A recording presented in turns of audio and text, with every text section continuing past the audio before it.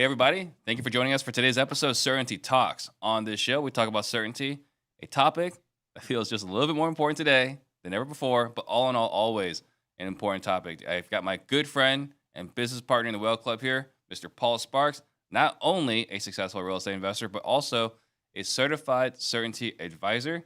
And we do this show because a wise man once asked the question: if you looked at the last 3 years of your business and took all those negative months and turned them into zeros, what would happen to your bottom line? And that wise man is our business partner, Dan Nicholson. We're here to help you achieve financial certainty by rigging the game in your favor. And I'm also on a mission to create 100 millionaires. And the information on this podcast alone isn't enough to help you become a millionaire.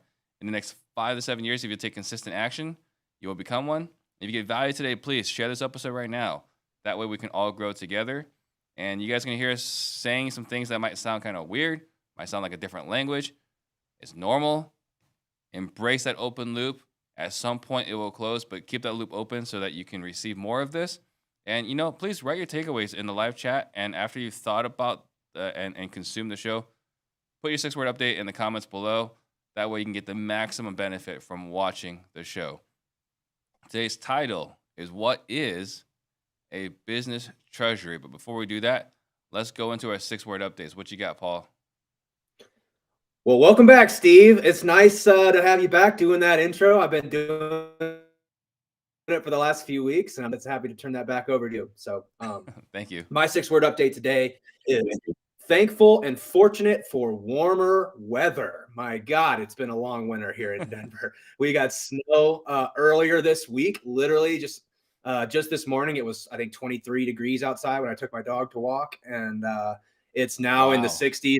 We should have 60s, 70s, 80s for the next week or so. And I don't know, something about, rounding the corner of winter that is just brutal. But the warm weather is nice. And I'm looking forward to being outside all weekend. So very cool. Very cool. My 6-word update. ChatGPT is more eloquent than me. And, we have Dan was able to put together a book, Rigging the Game. We read it. It's been a powerful testament to our businesses. Along the way, he practices what he preaches, and he turned it into a USA Today bestseller and a Wall Street Journal bestseller. So we're like, okay, well, we got to write a book.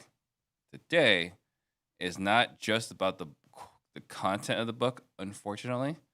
It's about the distribution of the book. And Dan's figured out how to make it a Wall Street Journal bestseller. So we're going to follow his process. So we're going to have the book written. And the idea was hire a ghostwriter to take everything that Ren and I have talked about and make it look really good in a book. But the question that was asked was like, why don't we have ChatGPT do it? And I don't have a good answer for it because I saw what it can do. It's pretty darn good. Mm-hmm. Yeah. All right. Yeah, we rewrote it, had it rewrite a few things this last week for us. And you're like, I don't like the way this copy sounds. And I just sent you back something like, well, this is what ChatGPT says. And of course, it's, you and I aren't like fantastic writers. Yeah. So if you're not a great writer, you just use that and have it rewrite your stuff. But I think it was like, rewrite this and make it more compelling. Bam, spits you out like 3 different options for it. It's amazing. Yeah, it was pretty good. So let's talk about, we're talking about business treasury. Before we even get into that, what is the problem? The problem today, we're all stressed out about our finances. So what does that mean? Well, boy, do I know what it's like to teeter on the edge of profitability and like the stress of like, am I making any money or am I losing money? In real estate, we've got these like different things that a lot of us do. You've got wholesaling, which has got a pretty quick conversion cycle. You've got flips, which are, much longer, 3 to 6 months, maybe more, much more if you're in my case. Just kidding. And then you've got these, I do developments and things like this. And so a lot of times it's hard to tell. Money goes out, but you don't always see it come back in. So you're kind of stressed out. Like, am I profitable? Do I need to be worried right now? And it's this perpetual state of anxiety. That's what I found myself in for the first few years of business. Can you relate to that at all? Oh, I can wholly relate to this. Taking properties down, and I can speak multiple times. The thought goes through my head. I know I'm making a lot of money, where the heck is it, right? Mm-hmm. And for every property, like forget even all the down payments, you have enough transactions going on. You've got accounts receivable, or maybe that's not the right word, not accounts receivable, on your balance sheet, your earnest money. Like Oh yeah. it's not unusual to have $30,000 or $40,000 just out there in earnest money, right? Well, it'd be nice to know exactly where it is, tied to exactly which property. And we've gotten pretty good at it today. It's not 100%, but it's a lot better than what it was before. But there was a time where we just had earnest money. It was probably years ago, we were even treating it as an expense versus a balance sheet item, which is totally wrong. So there's all sorts of like shenanigans isn't the right word, but there's a whole lot like shenanigans. I like shenanigans. Yeah, that's what was going on. That's what our business books were looking like in QuickBooks. Yeah. Well, I don't think a lot of us were, we find our way into entrepreneurship because we say, well, I want to get passive income.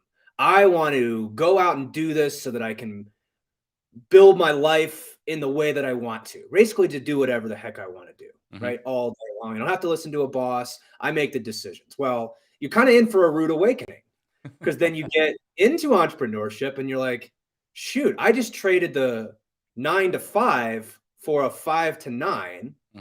And also you don't sleep as well at night because, you're like worried about your finances and things like this. And again, I wasn't given this information. We were both engineers. Did they teach us how to do this in school?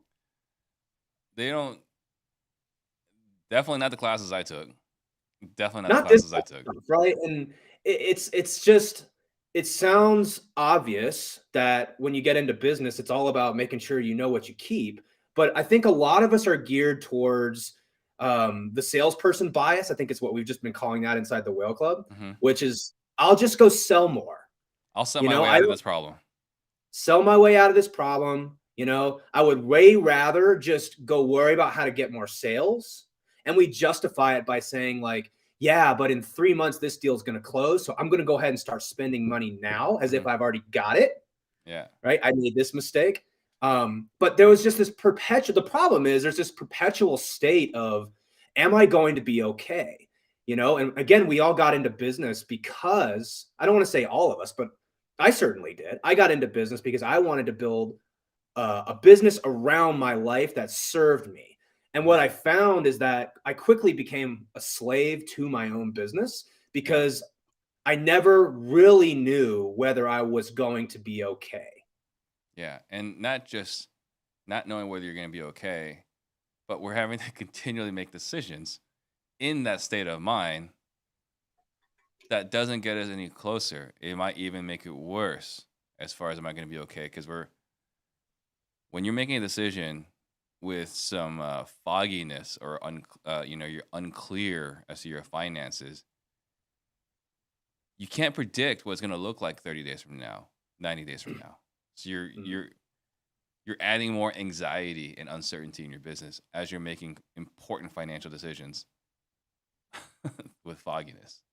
Sure. And we all start out that way, right? It's like it's hard to get into business without spending some sort of resource, right? Whether that's your time, your energy, money on marketing, different things like this. So we spend and then we're hoping that it comes back. And it's just this back and forth. Spend, okay, get money back in. Spend, get money back in. And knowing exactly where you're at is harder than it may sound. And if you're an entrepreneur and a real estate investor, you probably know this. Yeah.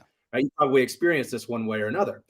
And so part of why I came to find Dan Nicholson was because, and I was like, man, I am just stressed out. I don't know like how it got like this, but I find myself here in this position where I don't really have the right training, the right resources, and I didn't have the right toolbox, as we like to say in the Whale Club, to make good decisions to help me get closer to what I wanted.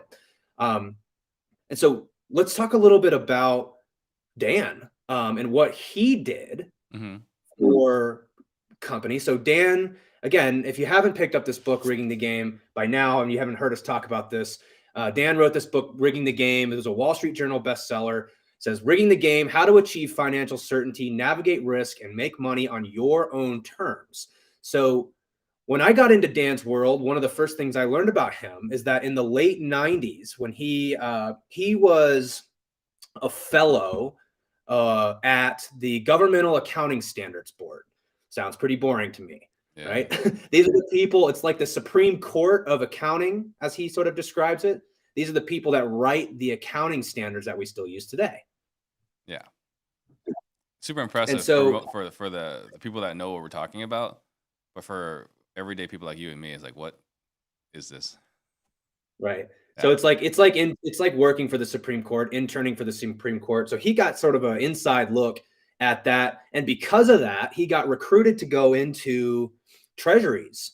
And so what he was doing in the early 2000s is he was working as a consultant for some of the largest companies in the world, specifically Microsoft. That was his biggest client. He talks about this all the time. And his role was to come in and help Microsoft with the same exact problem that real estate investors and entrepreneurs deal with today, which is like, how do we lower our anxiety? How do we build financial certainty inside of that business? And what you notice when you look at a company like Microsoft now, and any major Fortune 500 company, is that they have their operating business. So Microsoft is selling computers and all the stuff that they do, right? Mm-hmm. They've got their operating side, but then they've got all these nerds that they keep in the back in the Treasury department.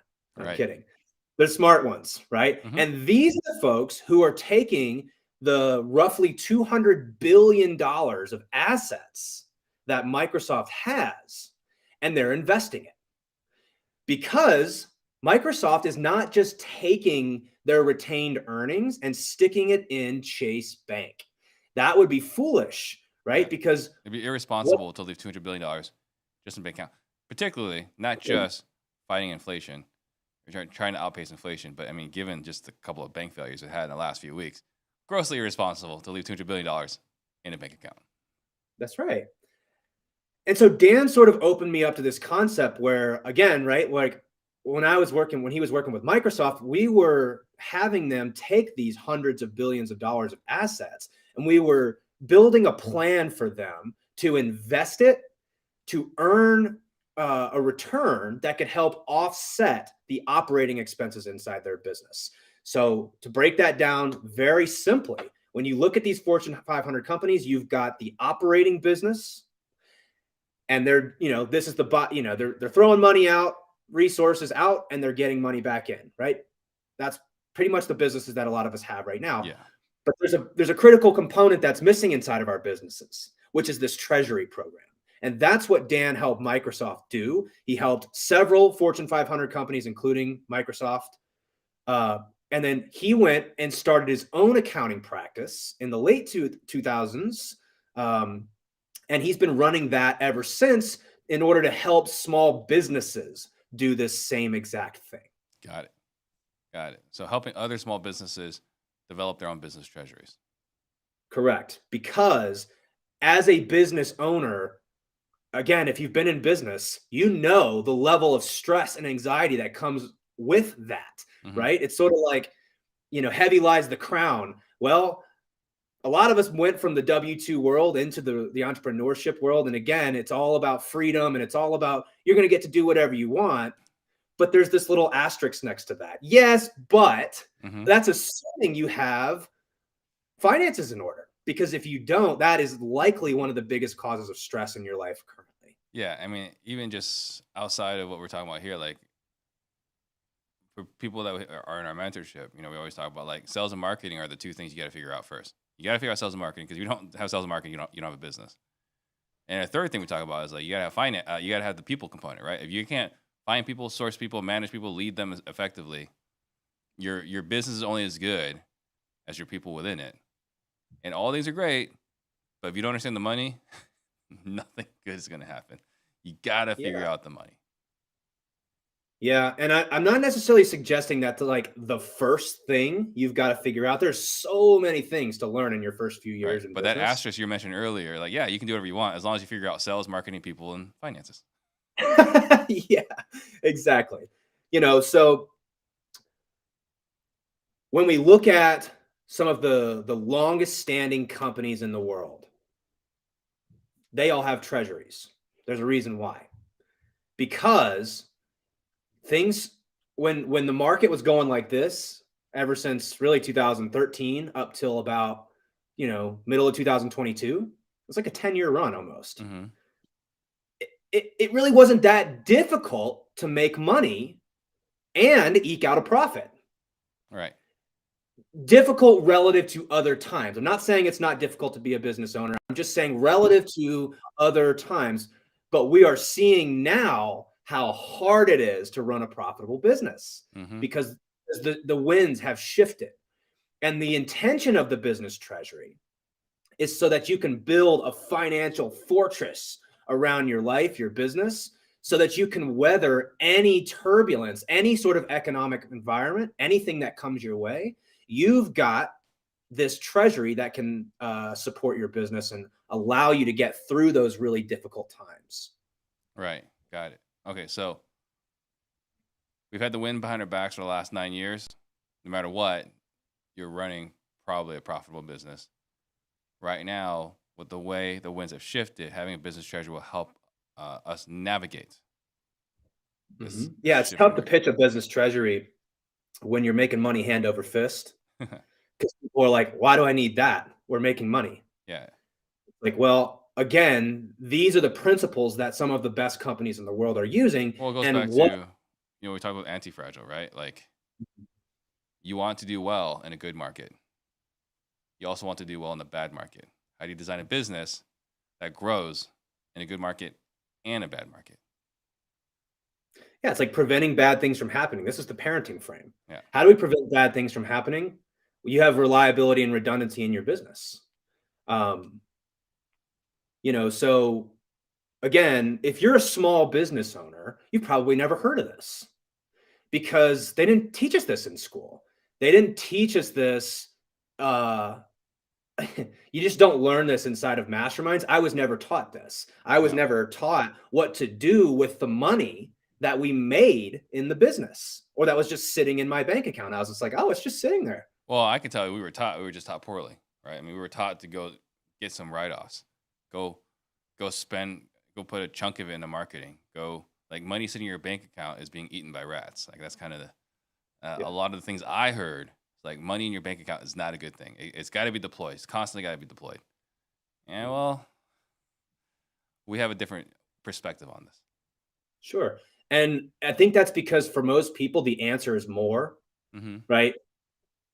We say, and I'm not, this is not a knock on big businesses. I get the fact that a lot of real estate investors just want to grow bigger businesses. I'm not saying that's wrong. What I am saying is a lot of us got into business so that we could live the life that we wanted to live. And then as we start going along, the answer often becomes, well, how do we go from 3 deals to 5 deals a month? And then how do we go from 5 deals to 10 deals a month?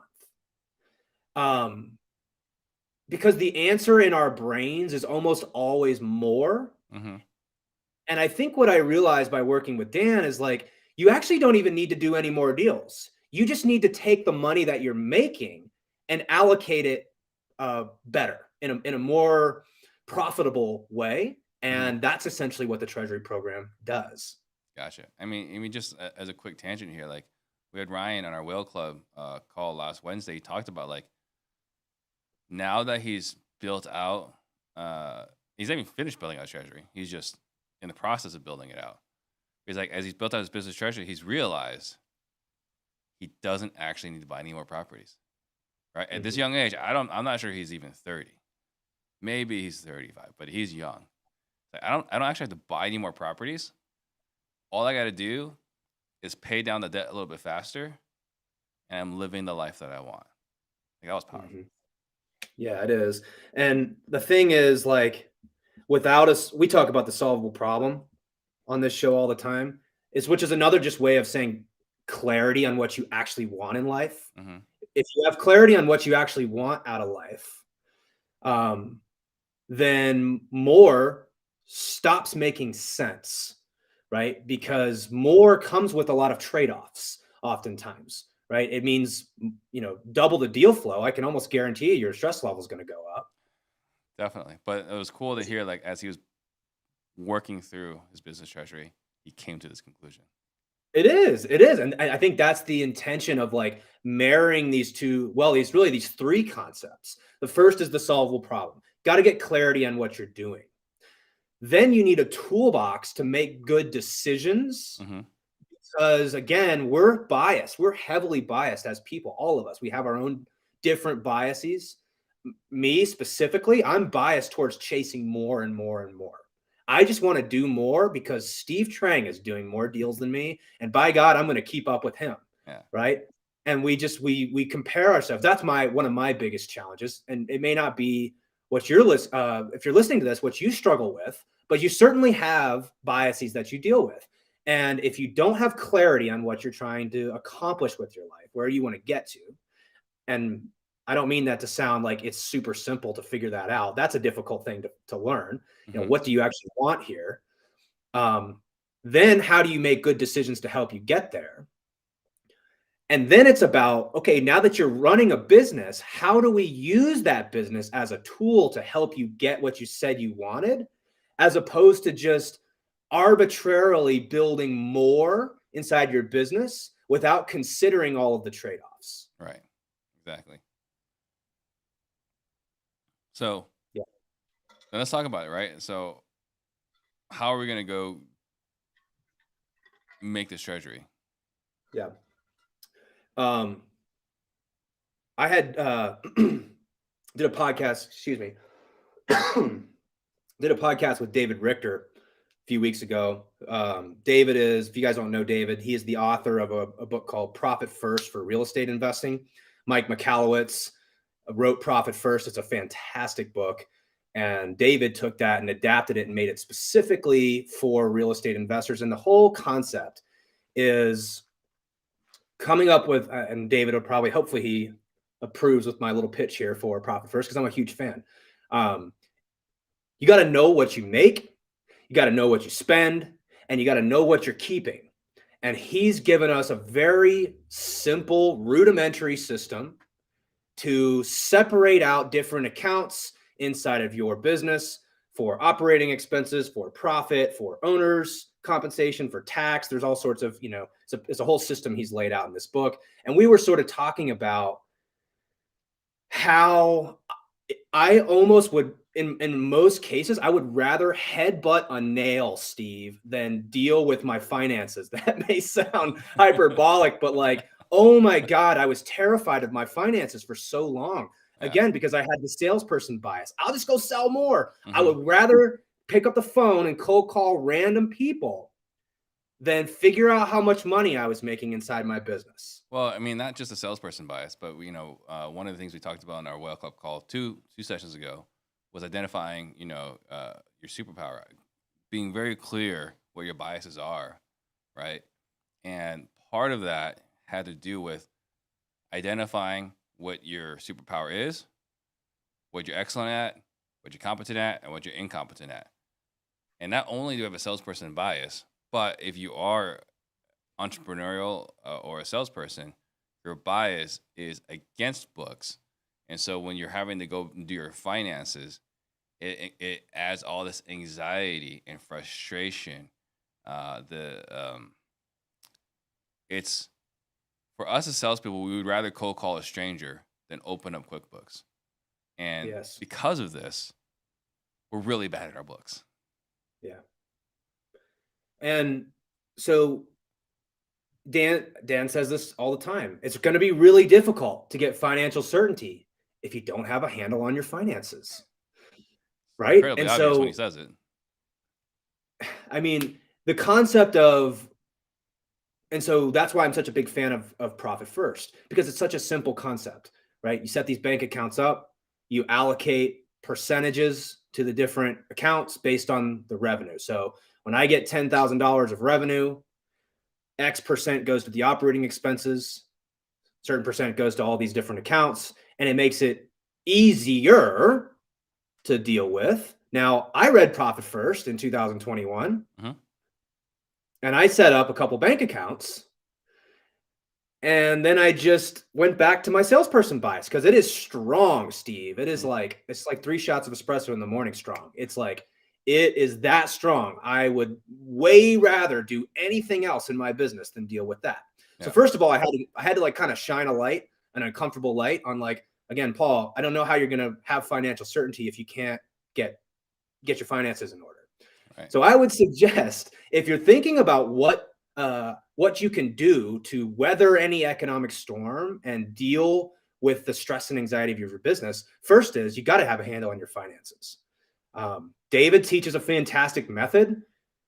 Profit First is fantastic. You can pick that book up and you can learn how to get your finances in order, but I would suggest that's the first step. What would you think? I think that's step one, is understanding it, opening the bank accounts. But I think that the second step is identifying whether you have a bias for or against your accounting. And if you have a bias against your accounting, which is totally normal if you're watching this show, because we attract who we are, and I hate my finances, then at some point you might want to pick up the phone and have a conversation with David's team. Probably. That's right. Is step 3. That's right. And I think because we help business owners and entrepreneurs do this inside the Whale Club. That's one of the things that we do. And actually, I was having a conversation with Dan a few weeks ago. Here's how strong this bias is with entrepreneurs. Is, this, we joke about this offline, but it's like we probably had 20 people or so showing up to our most recent Certainty series that we do inside the Whale Club. And we'd had really, let's just say 20, I think out of like 24 people showing up roughly every single week, which is great. And then we got to the section of certainty where it's like, okay, now we need to go compile some information, right? We talk about the case framework. One of those things is go compile some real small steps in your finances, right? We want you guys to make a list of your vendors and then the cost associated with them right there.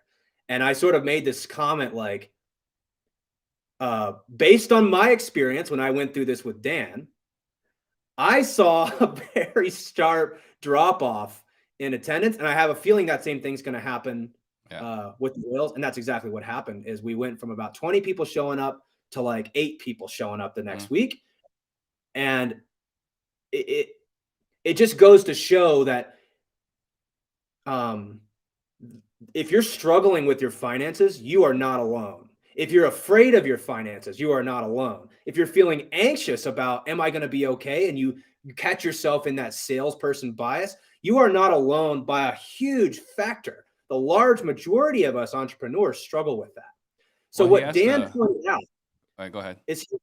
What Dan pointed out is he was like, Paul, there's a big difference between trying to get people to actually change their behavior and do these things.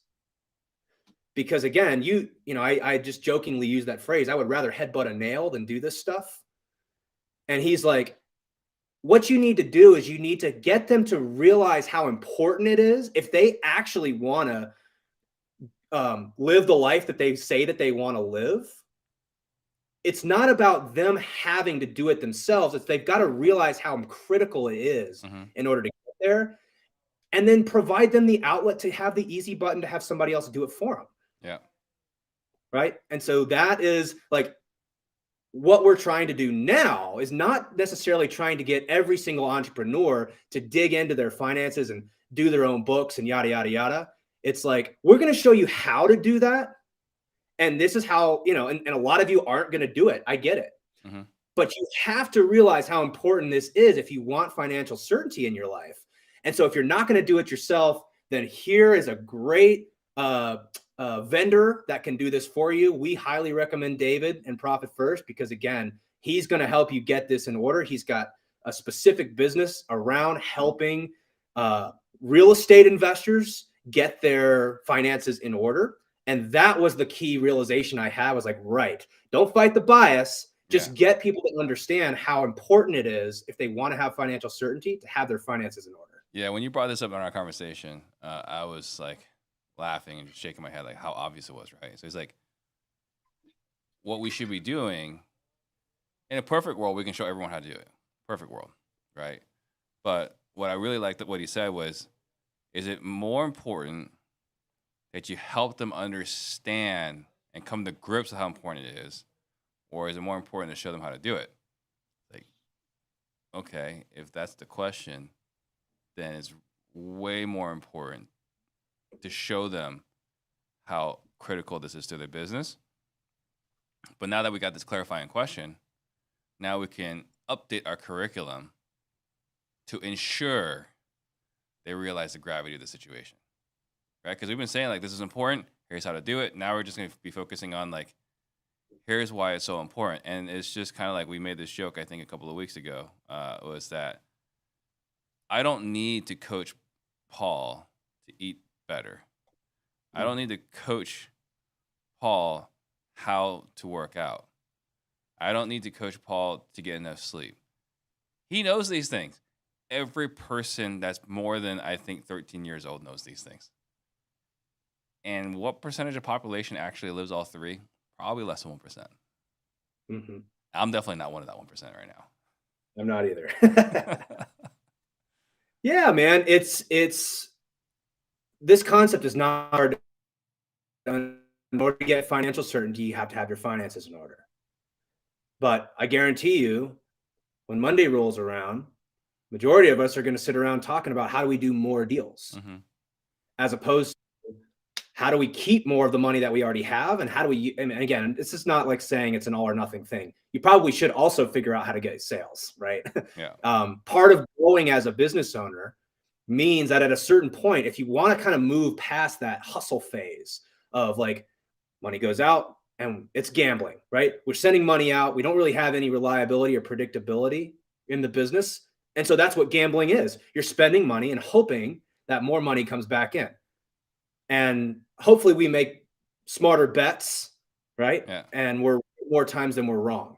But so to reduce the complexity then is after you understand how important it is and you have a basic framework to execute it, then you now have the choice of like, I'm going to go do this myself or hit the easy button, which is our friend David, who's helped hundreds of people across the country get their get this all figured out. That's right. And what kind of We may legacy can we create with this? Right. Well, again, I'm making an assumption that we got into business for a reason. Now, I think for me, it always comes back to your solvable problem. Like, what are you actually trying to solve by going into business for yourself?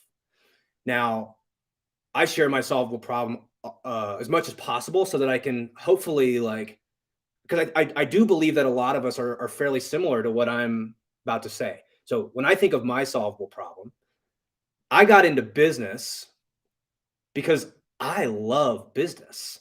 I think of it as a sport. And I use the analogy of pickup basketball all the time. What I love about pickup basketball is I don't have practice. I'm not obligated to be anywhere at any time. I show up because I want to be there, because I like hanging out with those guys. I like the competition. There's multiple courts I could play on, but I go there because it's close to my house and I like the guys that are there. And some days I want to go, some days I don't want to go. And I can play whenever I want. Now, when I'm in the game, I'm playing to win. Like, I am playing all out. I'm a competitive person. I love to compete. But when I walk off the court and I leave the gym for the day, whether I won or lost those pickup games that day has absolutely no bearing on my mental state. And that's the same way I want to play business. I want to do business with people that I like, that inspire me. I want to do deals that I like, that are exciting to me. And I don't want necessarily the outcome of that business or that interaction to have any bearing on my, let's say, anxiety in my life. So I want to play it like a sport. So, I wish I could say the same exact thing. It actually bothers me when I play poorly in basketball, and I do feel better when I play better in basketball. With business, every day I'm making a deposit into my business, so day in day out, you can't win or lose in business, right? Like day in day out, you put in the work because it's not about the destination; it's about the journey. So every day is a good day. But man, basketball. I made my first shot today. It was a deep three, right? I think like 3 feet behind the line. Didn't make another shot the rest of the day, right? And so like I am actively thinking like on the way home, like I need to go on Sunday and just shoot around. Like this is entirely unacceptable, entirely unacceptable. So I hear everything you're saying. It's just unfortunately it's not quite the same with me. It sits with me the whole day. Sure. Well, I think it's important to get clarity again on like we're all different, you know. Yeah. You and I are similar in a lot of ways, but we're very different in a lot of ways as well. And so when I think about where to start, if you're the type of person that says, I got into business to make absolutely as much money as possible, and I'm willing to sacrifice everything else in my life in order to do it, You know, I don't think anyone we're has that probably mission not the statement. right guys for you. I don't think anyone has that mission statement, but their actions look like it. Sure. Their actions look like it. I don't think that anyone says that. But yeah, you know, I think that's such a glaring way to kind of describe the challenge every entrepreneur has. Because everyone acts like I have to make more money than Elon Musk and I'll do whatever it takes. But if I asked you, is Paul, do you get in the business to make as absolute much money as possible? Everything else be damned? Like, no. Then why do all your actions look like that? Yeah. You know, and so getting clear on you asked me about legacy. Like what is the legacy you're trying to live here? What are you trying to do with your life? Are you someone who or you're using your business as a tool to help you get the things that you want in life? Or are you the tool? And is your business using you? Yeah. Yeah. Well, it's a tough realization. I was the tool for a long time. I was letting my business drive me, my state of happiness, my emotion, my level of right. The whole reason I got into business is so that I had enough money coming in so I could just go play and I could do business with whoever I wanted to, take down whatever deal I wanted to because I like it. If it doesn't interest me, I'm not interested in doing it. When I got clear on that, then you need a toolbox that can help you make good decisions to get there. We hear all the time about operating systems. You've got the EOS from Traction. I'm sure a lot of people that are listening to this have read that book, Traction, Rocket Fuel. Gino Wickman, that's who wrote that, I believe. Gino Wickman, yep. Killer book. Talks about how to run meetings, how to do things inside of your business, right? Then you've got like Sharper and how to, you know, operating systems for hiring people and managing people and you know, like the strategies that we all need inside of our businesses. I think those two operating systems are killer. But I don't know of an operating system that helps you make better decisions to get you closer to what you actually want in life. Right. That's what the Certainty operating system is. That's what this book, Rigging the Game, does. Because again, just because you know that you say you don't want, you were sort of saying like, I want to make as much money as Elon and everything else be damned. Well, no one says that. We all are like, well, I'm doing this so I can have more time with my family. I'm doing this so I can retire early or so I can put my kids through college or retire my parents or in, you know, private island and whatever, insert whatever it is you say that you want. But then again, we start making decisions inside of our business. Yeah. And oftentimes they're not helping us get closer to where we want because we don't have the right toolbox to help us do those things. Well, and I've had a lot of conversations, right? A ton of conversations with other business owners. And when we ask, we go deep into why, you know, they're in business. It almost always comes down to changing the family tree, creating a legacy, leaving something behind, something about significance. It has never, ever been about, I want to make as much money as possible. It's never been, I want to work as many hours as possible. It's never, I want to own this many houses or these kinds of cars. Some people say they want to travel a lot, right? That goes in there. But it's never been about the material things. It has always come down to legacy, family tree, leaving something behind, doing something significant. People will remember me. It always goes back to legacy. And it never goes back to material things. It never goes back to money. Yeah, I couldn't agree more. Again, making an impact is certainly part of what I mean when I say playing business like a sport. It's like, because I want to have free time to do something, right? And we can draw on the timer, a timer acronym: attention, time, impact, money, energy, and reputation and relationships. Well, legacy is essentially the impact and the influence you have on people, and the relationships and the reputation that you have. Yep. That's how I think of it. And we're saying that if we can figure out the business treasury, then that will support the legacy. Is that what we're saying here? That's exactly right. And I think of it as sort of like 3 components.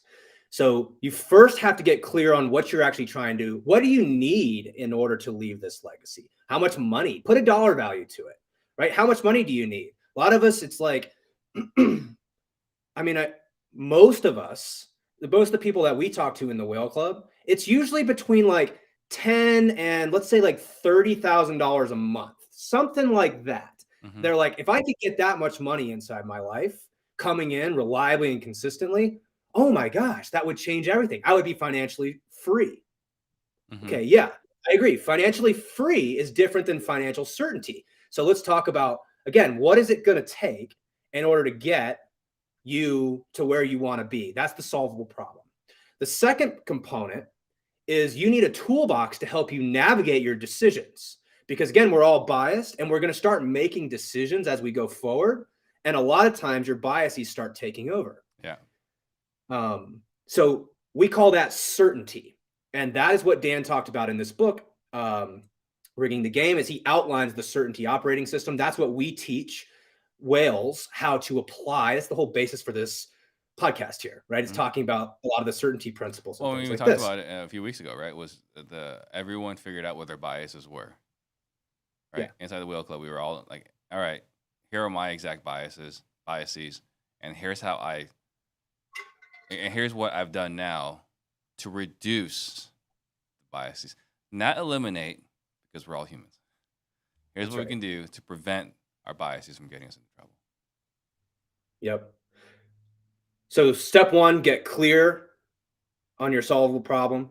Step 2, get a toolbox that can help you make good decisions so you can get certainty inside your business and build reliability. And then the third component is the business treasury, which again is what I think of as like financial certainty, because it's real easy to be profitable when the market's going up.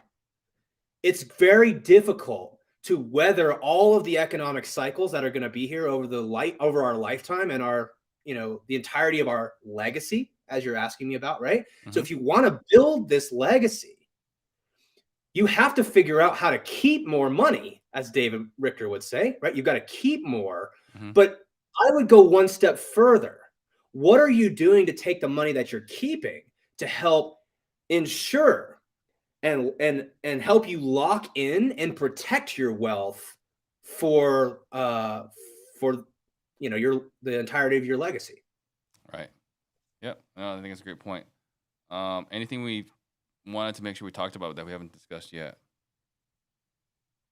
Well, I think we probably should have said this at the very beginning, but our intention is to do a little bit of a series on the next couple weeks on the business treasury.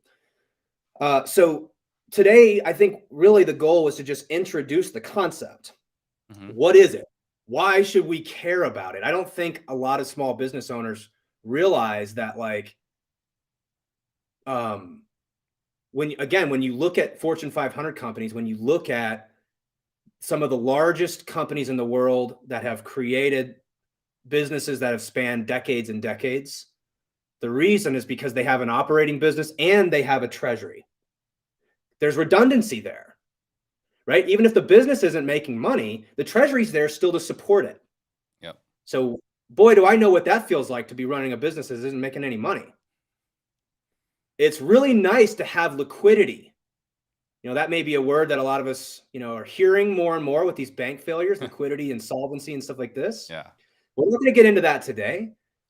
We wanted to use today as an opportunity to explain why or what a business treasury is and why some of the most successful companies in the world have it, how they're using that to reduce their anxiety and build a financial fortress around their business and their life so that they can endure any economic climate. So what we're going to do over the next couple episodes is talk about, next week we're going to talk about what I call brain melting math.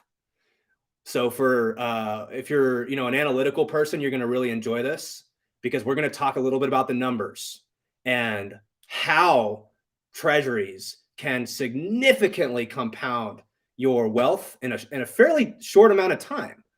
By doing some very basic things. We'll talk about steps you can take and tactics you might take in order to start building towards your treasury. And we've got a couple episodes after that, but yeah, it's going to be good. I think this is warranted to do a treasury on this, or to do a series on the business treasury, so we can take people kind of through the process, give you guys a little bit of a glimpse of what we are helping our whales accomplish inside of their business. Yeah. Perfect. And then, again, we had our hotel conversion whale club keynote yesterday. Before we wrap up, you want to talk a little bit about what we just did? Man, I did not know this, but this is Jason Ford. He's a member in our community. He and his partner, Robbie Krager, are investing down in Puerto Rico, and they have been for quite some time. They are converting, these old rundown buildings into hotels. Talk about incentives. I think what I've started to realize as I've been in business longer and longer is it has everything to do with how much money do you keep. Making more money is less important than keeping the money that you're making. They have a 40% tax credit for tourism down there. So right off the bat, you get 40% back from the government. 98% of the island of Puerto Rico is an opportunity zone. So you're not paying taxes on that as long as you hold. There's some tax advantages and all sorts of stuff. But man, my eyes were open, and I was like, I might have to go buy a property in Puerto Rico now. Don't chase. But yeah. So yeah, we talk about anyone in the whale club. This is if you're inside the whale club community, the free community, you still get access, right, to these calls that are hosted by our whale club members. We got the cheat sheet. You just go to realestatecertainty.com or whaleclubfreestuff.com. Get the cheat sheet. Get better at making decisions. Have the cheat sheet nearby, so anytime you've got to make a decision, you can just run through it really quick. And then we have the wealthevaluation.com 6-page PDF I put together to help you assess your wealth. There's no charge. It's just what I think are the important questions you must ask yourself to identify where you are financially and help you kind of figure out the direction you want to go. And then again, obviously, right, go to Whale Club Free Stuff. Check out all the stuff we've got going on. Anything else, Paul, before we wrap up? I just want to say one more time, if you're struggling with your finances and your business, you are not alone. The majority of us, like I said, the longer I do this, the more I realize most of us are sitting around like talking about revenue or how many deals we've done, because it's way easier to do that than it is to talk about how much money you're actually keeping. Yeah. If you can make that jump, you are well on your way to being a successful investor. That was the hardest jump I've ever had to make in my life, was going from and fighting my own biases. I can tell you it's well worth it. And just remember, like I said, you're not alone in that. The vast majority of entrepreneurs struggle with that. It's just about recognizing how important it is. If you actually want to create this legacy and live the life that you want to live, you got to start paying attention to it. And that's, I think, where we should probably wrap it up today. Yeah. Huh? You're not only are you not alone, you're probably a part of the silent majority. Yeah. All right, cool. Thanks a lot. Thank you guys for watching. I'll see you guys all next week.